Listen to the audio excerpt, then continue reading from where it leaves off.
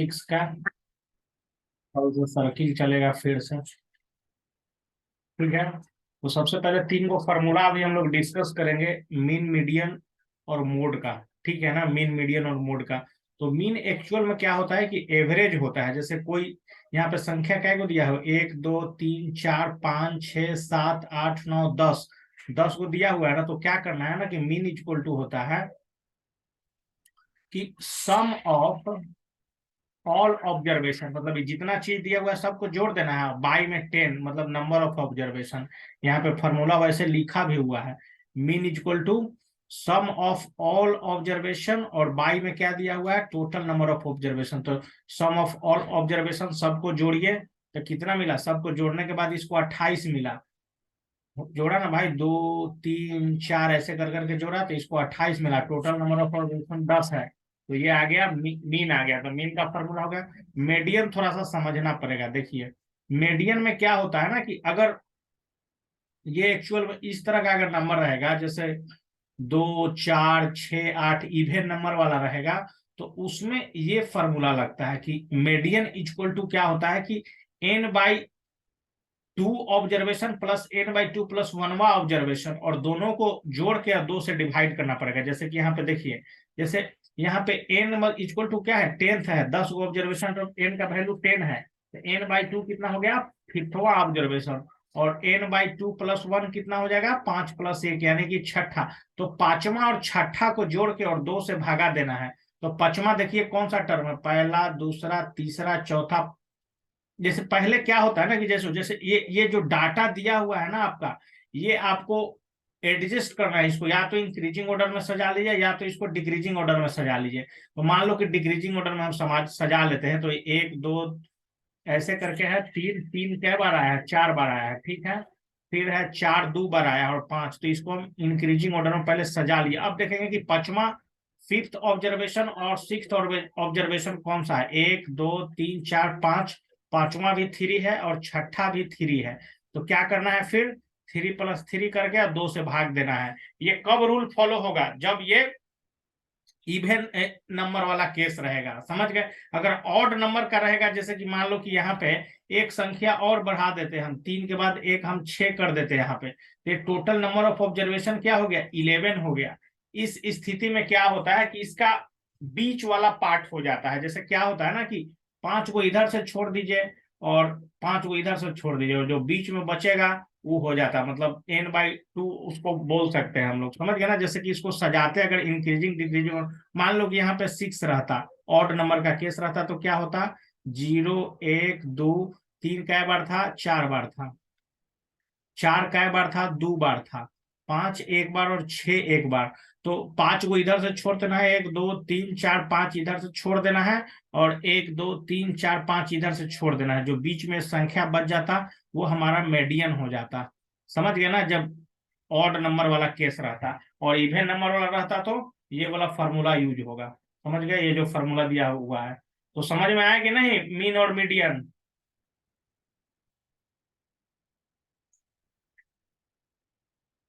बताओ जल्दी।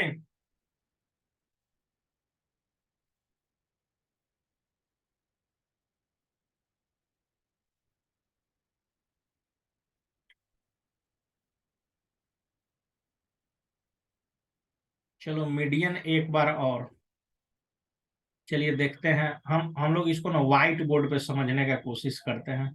यहाँ पे देख के कंफ्यूजन हो जा रहा है। मान लो ना, यहाँ पे क्वेश्चन में मान लो कि दिया हुआ, अपने से क्वेश्चन लेते हैं। क्वेश्चन में दिया हुआ है ना कि हम मान लो कि मैच खेलने गया एक लड़का, ठीक है, सचिन मैच खेलने गया। सचिन मैच खेलने गया और 5 मैच खेला, ठीक है ना, 5 मैच खेला। तो उसमें पहला में मारा 2 रन, दूसरा में मारा 5 रन, तीसरा में 0 आउट हो गया, छठा में मारा 4 रन, इसमें मारा 27 रन। ठीक है, इसको मान लो कि 27 भी ले सकते हो, कोई दिक्कत नहीं है, 27 रन। ठीक है, चलिए। तो अब इसका बोल रहा है ना कि आप मीडियन बताइए, मीडियन बताइए। तो मीडियन निकालने के लिए क्या करेंगे कि इस डाटा को पहले इंक्रीजिंग ऑर्डर में सजाना है। तो इंक्रीजिंग ऑर्डर में सजाएंगे तो कैसे हो जाएगा, पहले 0 आएगा, फिर 2 आएगा, फिर 4 आएगा, फिर 5 आएगा, फिर 27 आएगा। ठीक है, अब देखना है इसको गिन के, 1 2 3 4 5, टोटल 5 मैच खेला है। तो एन का संख्या यहाँ पे कितना है, 5 है। समझ गए ना, एन का संख्या कितना है, 5 है। ठीक है, एन का संख्या यहाँ पे कितना है, 5 है।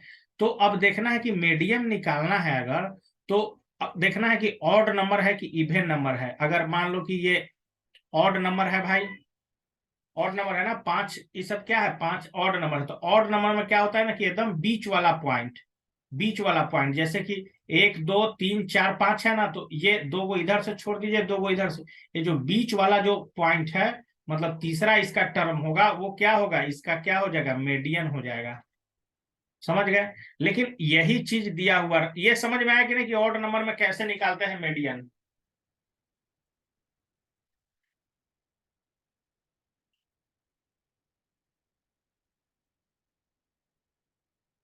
एक्चुअल में इसका फॉर्मूला अगर बोला जाए, ऑड नंबर के लिए फॉर्मूला बोला जाए तो क्या हो जाएगा कि n+2, n+1, अब बाई में 2 कर देना है। जैसे कि ऑड में क्या रहता है, ऑड में 5 रहेगा, कभी कभी 3 रह सकता है, कभी 7 रह सकता है। तो मान लो कि 7 को टर्म है, तो क्या लेना है, 7+1, अब बाई में 2 कर देना है, यानी कि 8/2, यानी कि चौथा टर्म जो होगा वो आंसर हो जाएगा।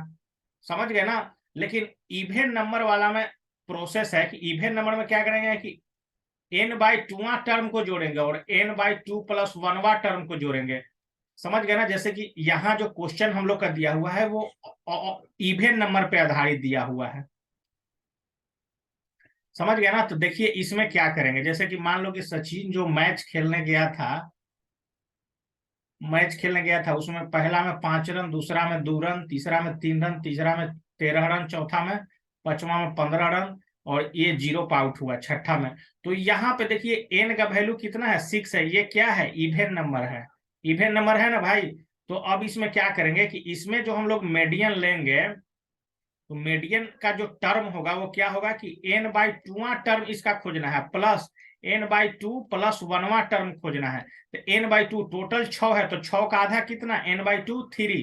तो तीसरा टर्म, अब प्लस क्या करना है, 3 में एक ज्यादा जोड़ देंगे तो चौथा टर्म। समझ गए ना। तो तीसरा टर्म पर कौन, इसको इंक्रीजिंग डिक्रीजिंग ऑर्डर में पहले सजाइए इस चीज को। तो पहले क्या आ जाएगा, 0 आ जाएगा, फिर 2 आ जाएगा, फिर 3 आ जाएगा, फिर 5 आ जाएगा, फिर 13 आ जाएगा, फिर 15 आ जाएगा। तो तीसरा टर्म कौन सा है, तीसरा टर्म 3 है, तो 3। चौथा टर्म क्या है, 5 है, तो 5।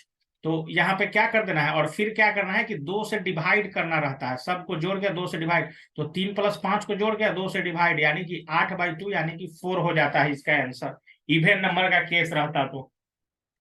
समझ में आया मीडियन। ये फिर से समझना पड़ेगा।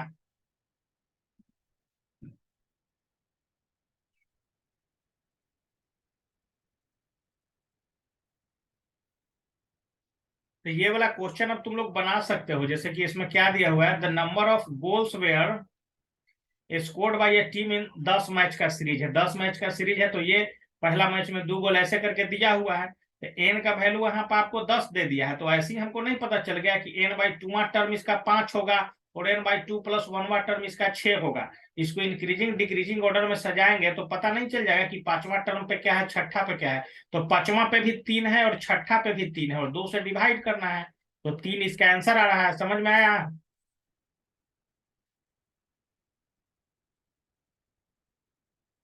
समझ में आया कि नहीं क्वेश्चन। तो मीन मीडियन समझिए, और मोड क्या होता है ना, देखो मोड भी समझ लो। मोड क्या होता है ना कि मान लो कि ये दिया हुआ है ना, ये गोल का स्कोर, तो देखना है कि कौन सा संख्या ज्यादा बार रिपीट हो रहा है। जैसे 3 देखो 4 बार आया है, तो वही आंसर हो जाएगा इसका 3। जो ज्यादा बार आया हुआ है वो हो जाएगा उसका मोड। समझ में आ गया तीनों, मीन मीडियन मोड, तीनों समझ में आ गया, तो जल्दी इसको नोट कीजिए।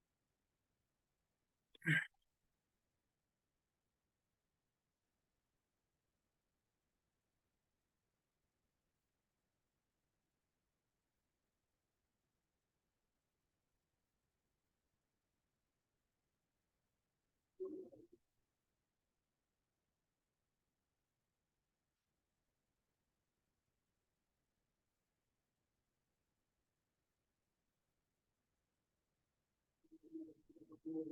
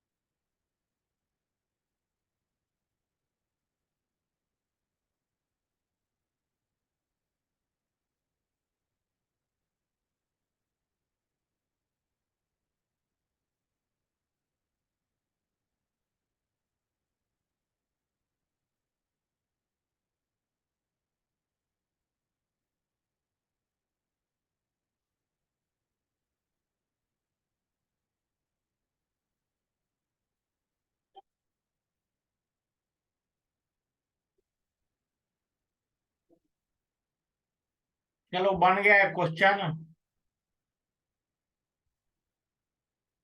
यहाँ पे ज्यादा टाइम नहीं लगाओ भाई उतारने में तुम लोग। ये सब समझो घर पे उतारना अपना। बन जाएगा ना, इसमें तो कोई दिक्कत अब है नहीं।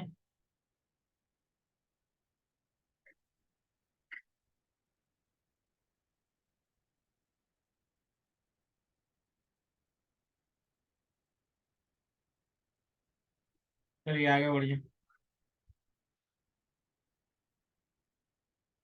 चलो इसका तुम लोग कैलकुलेट कर सकते हो ना जी, ये दिया हुआ है। सेकंड नंबर क्वेश्चन में तो कोई दिक्कत ही नहीं होना चाहिए, है ना।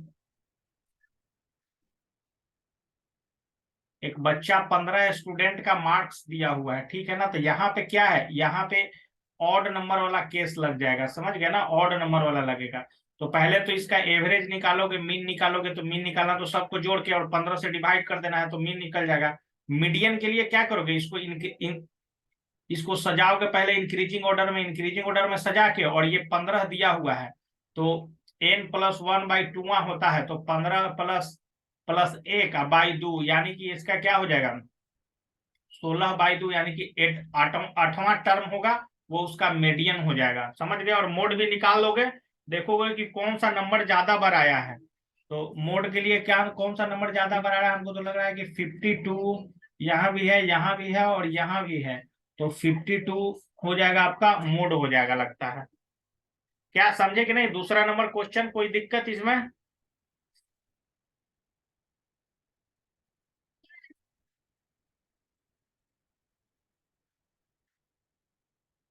इसका मीडियन निकाल के जल्दी बताओ, दूसरा नंबर क्वेश्चन का मीडियन। जल्दी से व्हाट्सएप पे भेजिए अपना अपना बना के।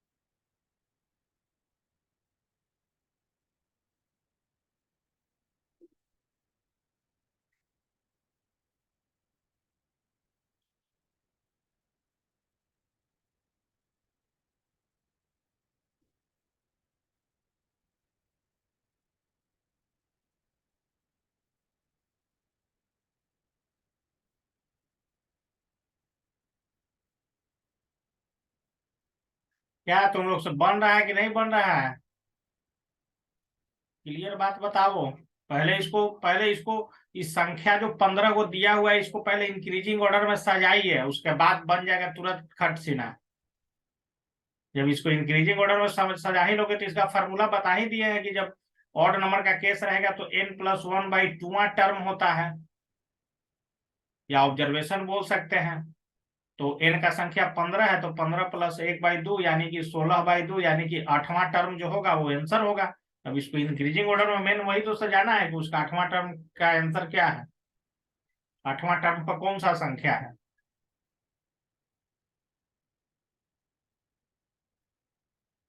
क्लियर बात बताओ तुम लोग, बन रहा है कि नहीं बन रहा है? नहीं तो फिर दिक्कत हो जाएगा, वो नहीं बोल रही है। ये सब बहुत बड़ा बड़ा चीज है। 10th के बाद मान लीजिए कि कोई बच्चा आर्ट्स ले लेता है ना, तो 12th में सब पढ़ेगा नहीं, ग्रेजुएशन में एक सब पढ़ेगा नहीं, सीधा एमए अगर वो करेगा तो फिर से इसे मीन मीडियन मोड वहां पढ़ना रहता है, एक ऑपरेशन, एक रिसर्च मेथोलॉजी सब्जेक्ट होता है, सीधा मास्टर डिग्री में मार्क्स ऑफ आर्ट्स में। तो 10वां के बाद सीधे वहां पे मुलाकात होगा। ये सब टोटल एकदम सेम टू सेम चीज, तुम इंजीनियरिंग करोगे ये सब्जेक्ट पढ़ना होगा, मीन मीडियन मोड फिर से पढ़ना होगा इंजीनियरिंग में भी। बहुत बड़ा चीज होता है, लोग नहीं समझ पाता है जल्दी। और 10th में तो ये सब है फिर से।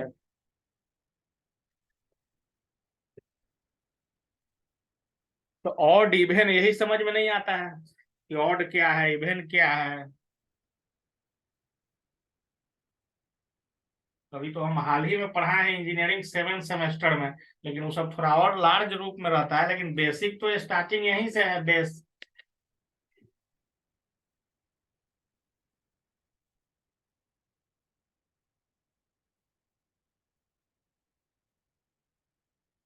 चार्ज में लगा लेते हैं।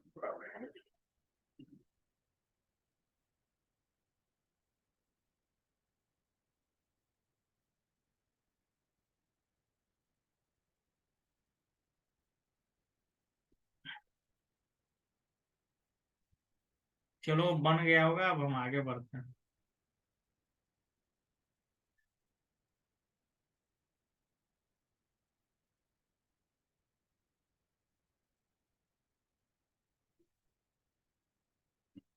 इतना देर लगेगा भाई, क्या कर रहा है जो लेकिन।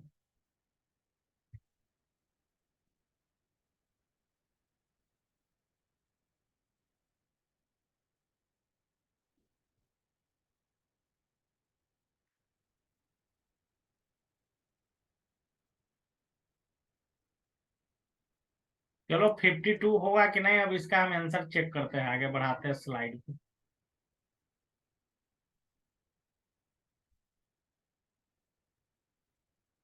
ठीक है ना, अब स्लाइड को आगे बढ़ाते हैं और आंसर चेक किया जाए।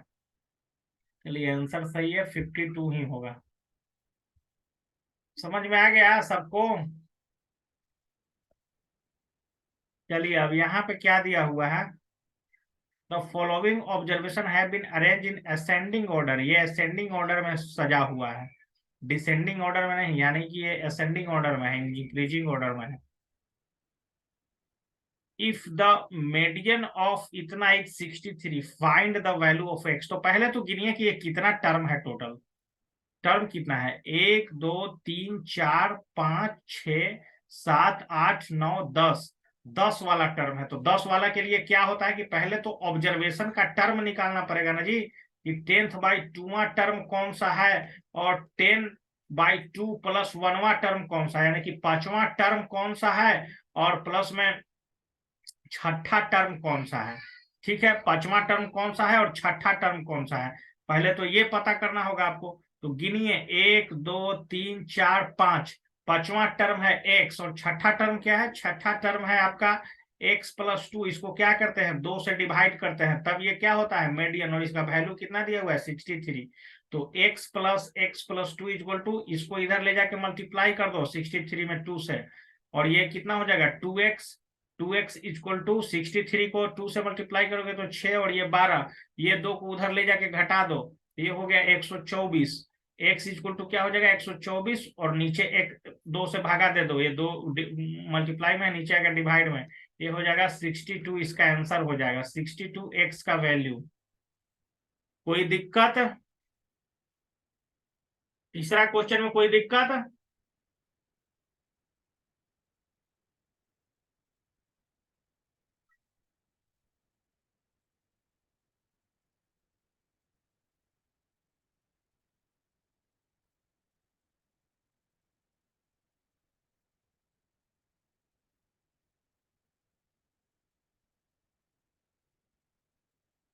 तीसरा नंबर क्वेश्चन बना लो तो जल्दी से तुम लोग, तीसरा नंबर क्वेश्चन जल्दी से बना लो।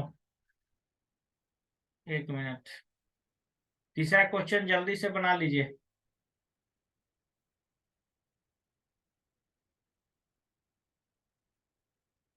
तीसरा क्वेश्चन बनाइए जल्दी से।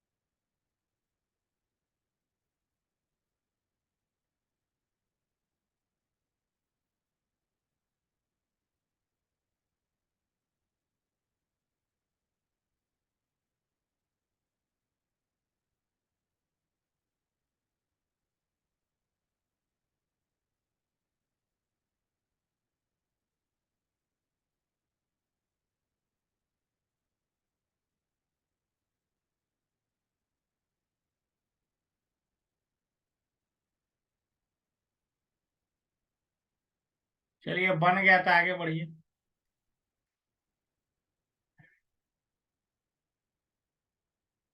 मोड निकालना तो इसका एकदम आसान बात है जी।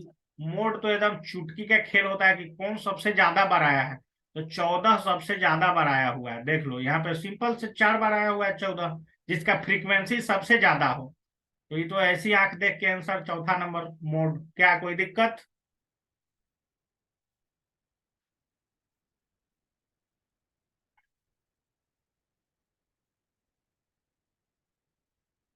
देखो इस तरह में तुम लोग को दिक्कत हो सकता है, देखिए इसका फॉर्मूला होता है इस तरह का, अगर डाटा दिया हुआ रहेगा कि इधर संख्या दिया रहेगा, इधर फ्रीक्वेंसी दिया रहेगा, तो देखो इस तरह के चीज का आंसर कैसे निकालते हैं। तो इसका जो मीन का फॉर्मूला होता है, मीन को हम लोग एक्स बार से रिप्रेजेंट करते हैं, ठीक है, एक्स के ऊपर बार। तो मीन इक्वल टू क्या होता है कि सिग्मा एफ एक्स अबाई सिग्मा एफ, समझ गए? सिग्मा एफ एक्स कहने का मतलब क्या है कि पहले इसको इससे मल्टीप्लाई कीजिए और तब जोड़िए।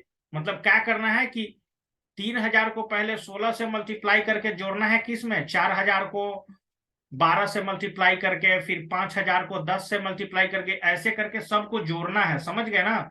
मतलब एक टर्मे बना लेना है, जैसे कि यहाँ पे इसको मान लो तुम, इसको मान लो तुम एक्स, इसको मान लो एफ, तो एक तुम एफ और एक्स को मल्टीप्लाई करके अलग एक टेबले बना दो, समझ गए? एक टेबले बना दो, जैसे कि यहाँ पे बनाया हुआ है, एफ एक्स और एफ को मल्टीप्लाई कर करके जो आते जा रहा है, समझ गए ना, उसका एक अलग टेबले बना लिया है। तो ये आ गया नीचे में जोड़ के लिख दिया sigma F x. Sigma F x का वैल्यू हम बताए किए कि सिग्मा एफ एक्स का मतलब क्या होता है कि इस सब को जोड़ के और उसको जोड़ते जाना है। तो नीचे में ये सब को ऐड करके यहाँ पे लिख लिया है, तो ये सिग्मा एफ एक्स हो गया। और सिग्मा एफ क्या होता है कि जो टोटल फ्रीक्वेंसी है उसको ऐड करना है। तो ये तो क्वेश्चन में ही दिया हुआ है, सिग्मा एफ इक्वल टू 60। ये तो क्वेश्चन में सिग्मा एफ दिया हुआ है। तो मीन इक्वल टू क्या होता है, sigma F x by sigma F. समझ गए? तो सिग्मा एफ एक्स का वैल्यू इसका कितना है, 30,005 इतना। बाई सिग्मा एफ का वैल्यू कितना है, 60। जो कट कुट के आएगा वो क्या हो जाएगा, आंसर। ये क्वेश्चन समझ में आया कि नहीं? बहुत बढ़िया क्वेश्चन है।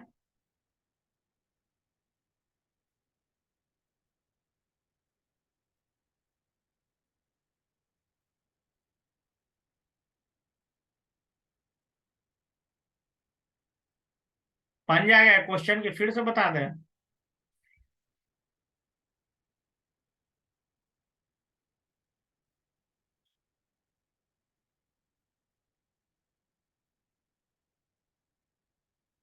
एक बार और बता देते हैं, ठीक है ना।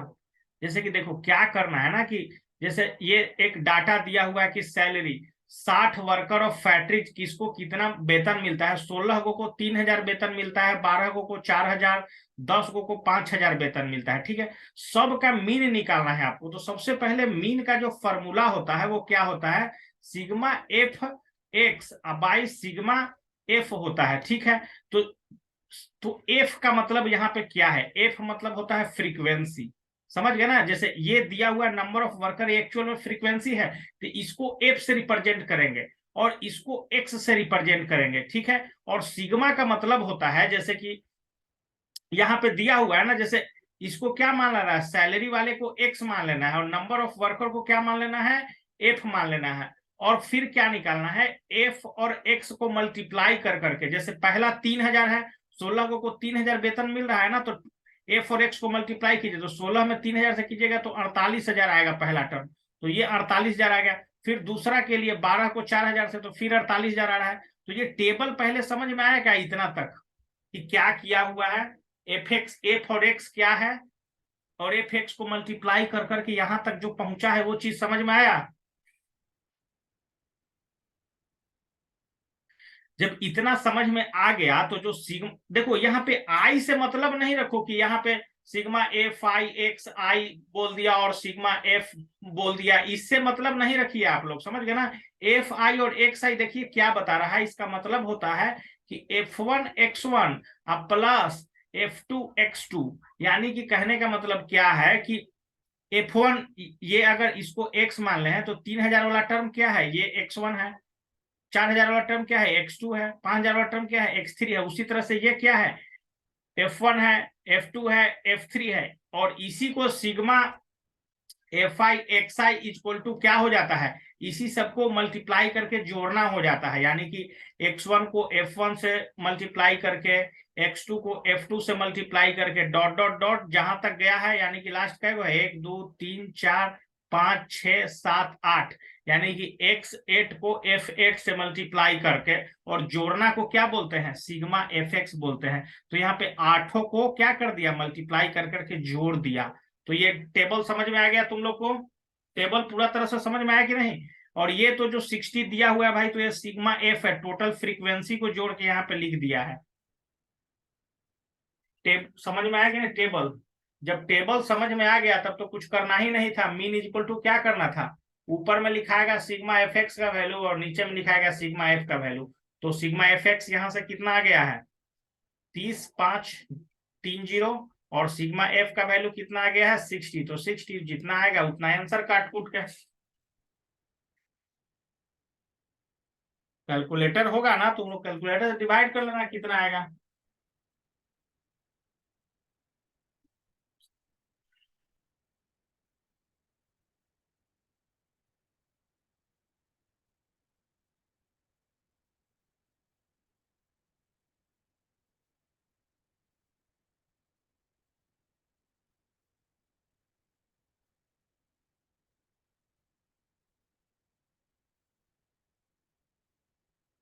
इसको बाद में करना, 5 मिनट बच रहा, देखते हैं कै गो क्वेश्चन है, समझा देते हैं, इसको घर पे करना, बहुत बढ़िया से बन जाएगा, कोई दिक्कत नहीं होना चाहिए। एक क्वेश्चन और रह गया है, थोड़ा सा देख लेते हैं क्या है।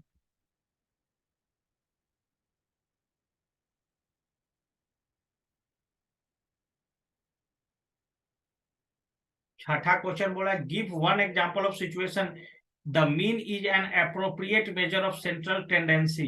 The mean is not appropriate measure of central tendency but the median is appropriate measure of central. तो सबसे पहले यहाँ पे सेंट्रल टेंडेंसी आपको जानना पड़ेगा कि क्या है एक्चुअल में। ठीक है, सेंट्रल टेंडेंसी जानना पड़ेगा। जैसे देखिए, run score bye Mahendra Singh Dhoni इन 7 मैच दिया हुआ है, इसका मीन निकाला तो इतना आया, मीडियन निकाला तो इसका कितना आ गया, 56 आ गया। ठीक है ना। तो एक्चुअल में ये क्या है, अलग अलग होते जा रहा है। ठीक है, दोनों का एग्जाम्पल पूछ रहा था कि सेंट्रल टेंडेंसी एक होता है, सेंट्रल टेंडेंसी, जैसे कि कोई भी चीज का अगर मान लो कि यहाँ पे किसी का जीरो रहता है तब ना ऊपर 1 2 3 4 ऐसे करके बढ़ता जाता है, नीचे करके, जैसे मान लो कि कोई वेव है, वेव है ना जी, ऐसे बढ़ते जा रहा है ना, तो एक सेंट्रल टेंडेंसी होता है उसी के आसपास। तो जो मीन का वैल्यू आता है एक्चुअल में वो क्या है, बीच वाला वैल्यू होता है ना, उसी के, या तो इधर से बढ़ेगा या तो इधर से बढ़ेगा, मीडियन भी एक्चुअल में वही बताता है कि वो बीच वाला चीज है, या तो इधर से बढ़ेगा या तो इधर से बढ़ेगा। तो वही एक एक एग्जाम्पल आपको देने के लिए बोल रहा था।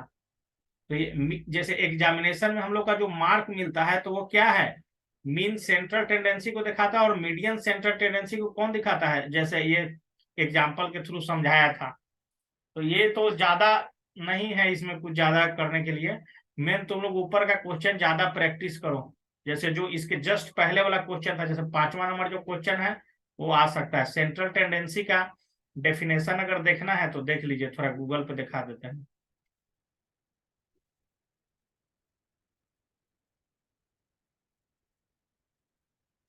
सेंट्रल टेंडेंसी,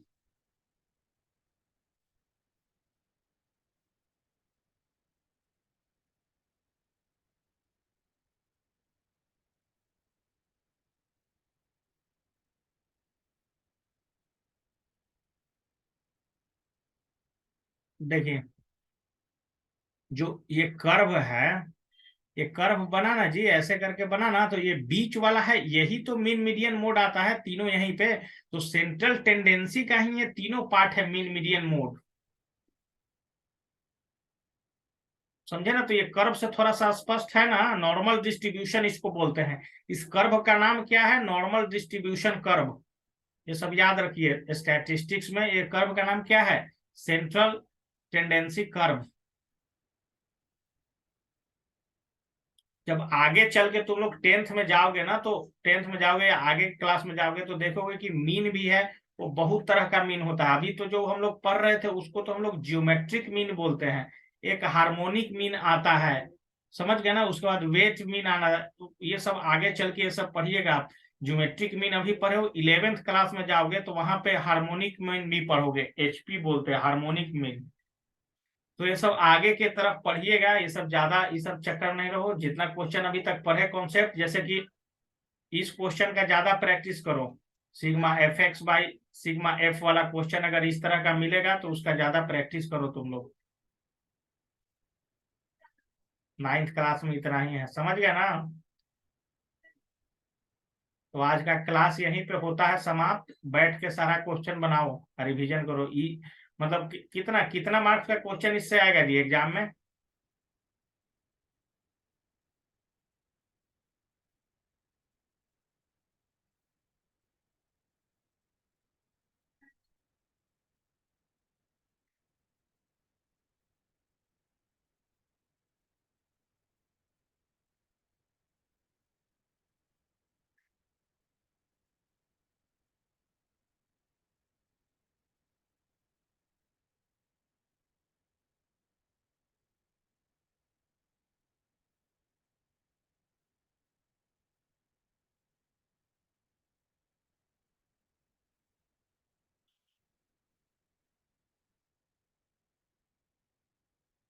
5 मार्क्स का आता है और इसका मान लो कि 2 ही चैप्टर अबे करेगा तो इसका तो पूरा भी ला सकती है।